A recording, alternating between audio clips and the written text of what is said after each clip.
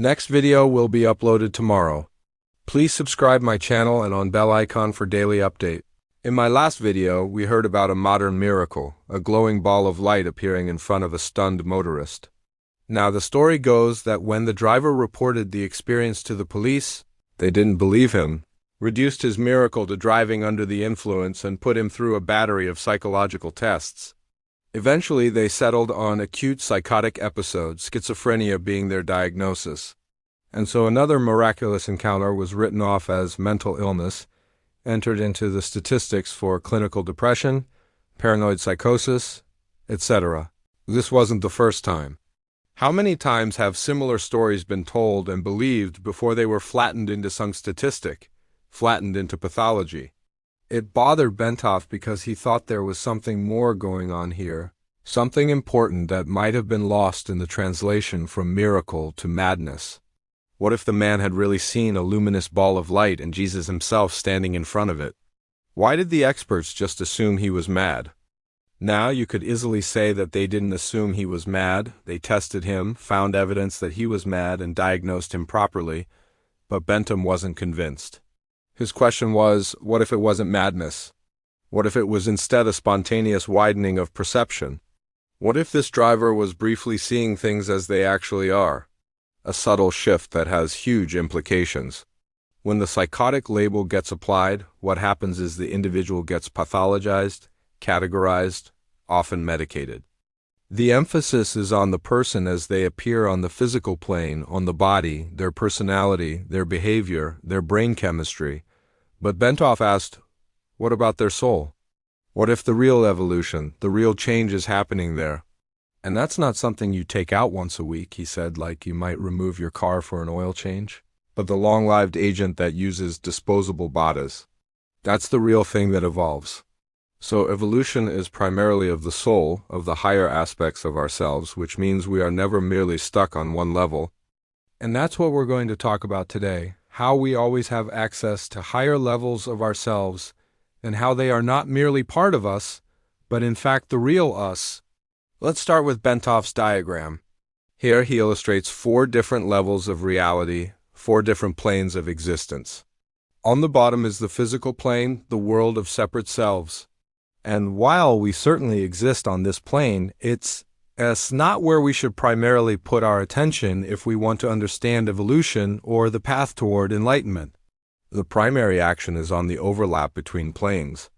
So moving up, we have the soul level, and this is where we spend most of our time. You can see there's partial overlap between the physical plane and the soul plane, but the biggest overlap is between the soul plane and the next plane above it. That's the level of the higher self, and it's even truer for the highest plane.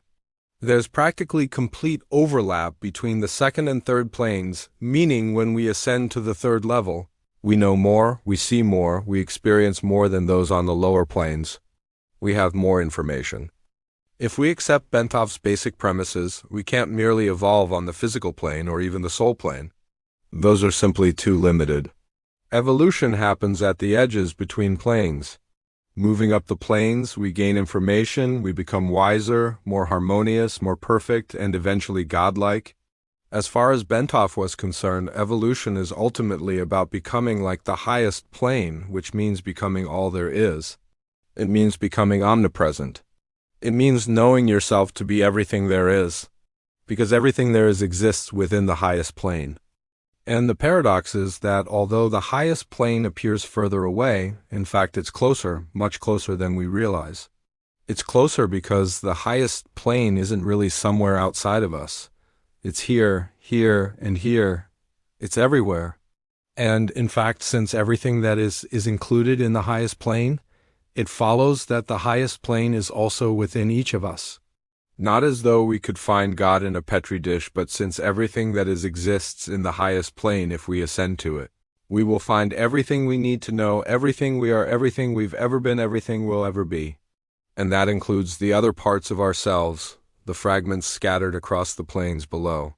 Evolution is really about reuniting with those parts, and the way we do it is by ascending to the higher planes. But why do we find ourselves fragmented in the first place? If we're all really one, shouldn't we already be whole? Well, according to Bentov, we're whole, we just don't recognize it. Because the system tends toward wholeness, but also because of our own refusal to look honestly at what's right in front of us. For example, Bentov asked, what is the difference between the physical world and the soul world?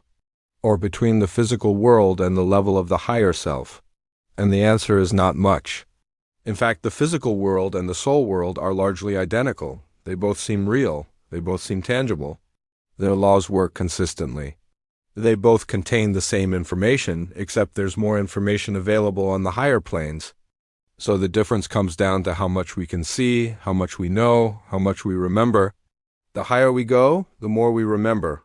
When we look at the world around us, we say it's made of separate things, objects, people, ideas, events. We're locked in our heads thinking we're separate from everything else.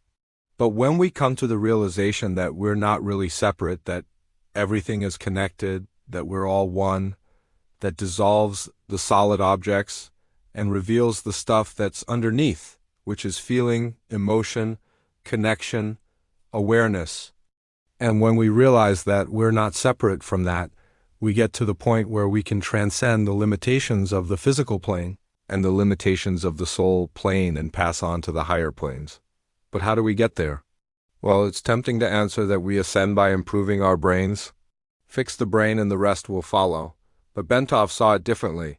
He understood that the problem was not the physical body or brain, but rather the nervous system, specifically the way it filters and interprets information. For Bentov, the nervous system was the bottleneck, the filter between our true nature and our apparent separateness. And just like a computer, the nervous system can be configured in different ways, pushed to run faster and handle more data. In his physiological experiments with the ballistograph, for example, he found that yogis with extensive Kundalini experience were able to generate harmonics, a kind of standing wave pattern that appeared on the machine when they breathed deeply in and out, a synchronization of the heart and lungs. It's like the body was humming at various frequencies. And this harmonizing of frequency is key to understanding Bendover's model of reality. Physiological experiments showed that when you breathe deeply, your heart rate slows. When you breathe shallowly, your heart beats faster. So breathing deeply tunes the body. It makes it resonate at a lower frequency.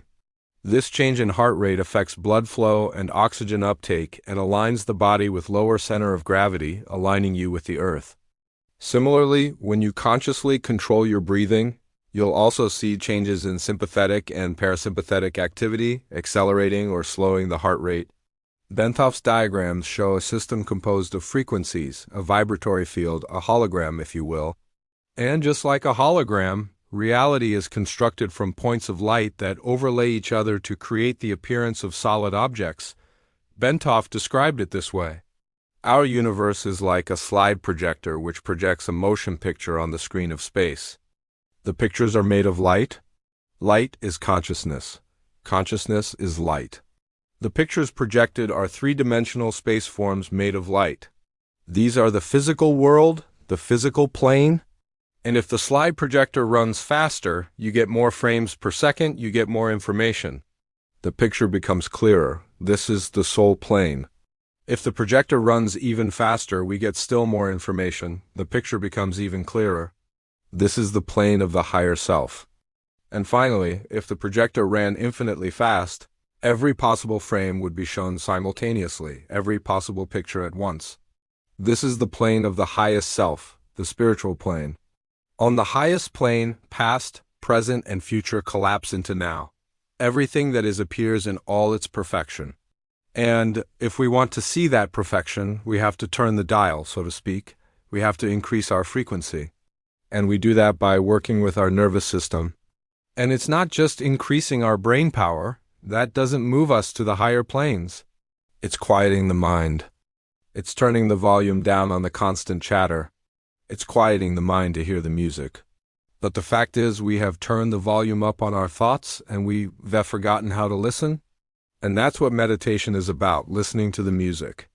In fact, according to Bentov, there is only one way to get to the next plane, and that's by turning the volume down, by quieting the mind, by turning inward, by going inside. If we want to see what's beyond, the only way is through. And that's where meditation helps.